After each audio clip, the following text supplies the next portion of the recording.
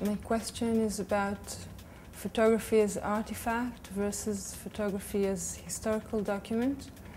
And my question is, how do you, as curators working within institutions that have art as their main interest and orientation, how is historical context treated when it imposes itself strongly?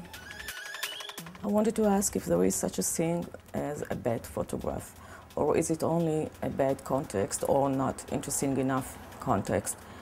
And if my assumption is right and there is no bad photograph, or you can't really tell today this photograph is bad, what should a good photography be dealing with to be justified today?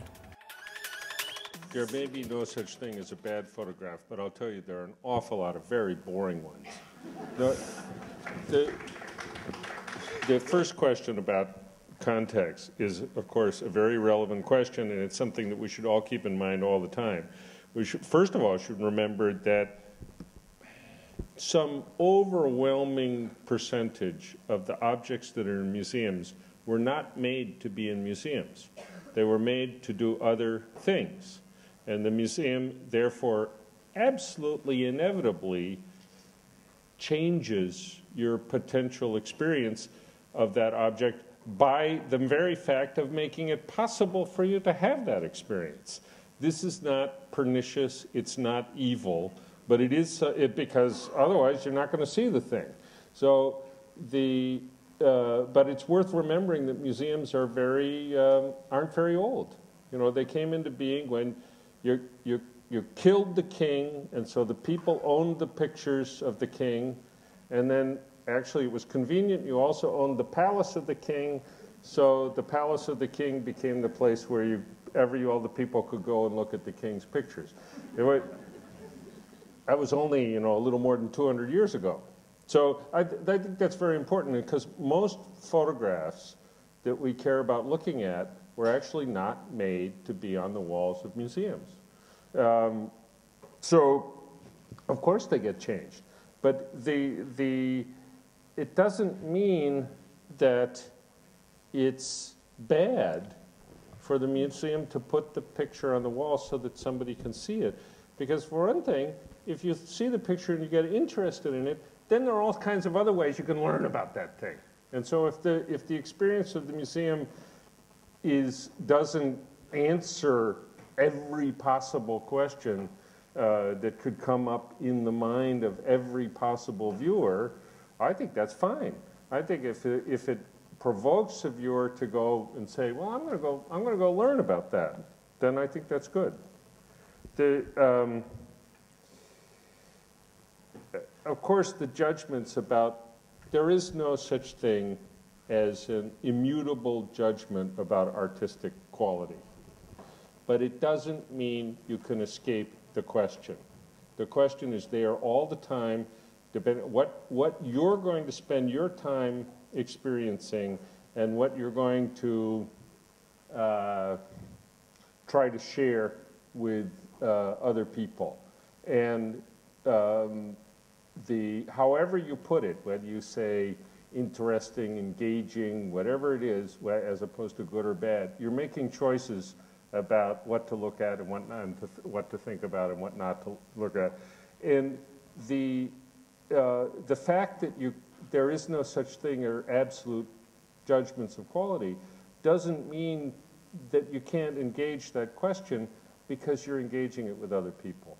And so it may not be true that Michelangelo or Rembrandt are absolute, immutable references, but there's a better chance that they are than somebody that we've only known the work for the last couple of years, because there's more people have had the chance to experience this work and share their opinions about whether it's worthwhile paying attention to it.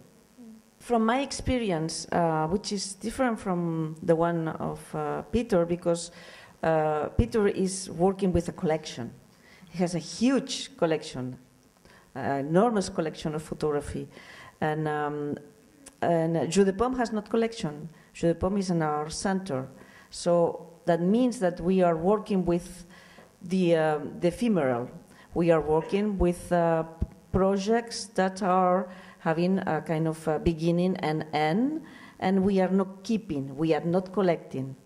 And that's why I'm also very interested in those curators, or myself, that are, but usually other curators, that are bringing to us a kind of those images that, what's the name?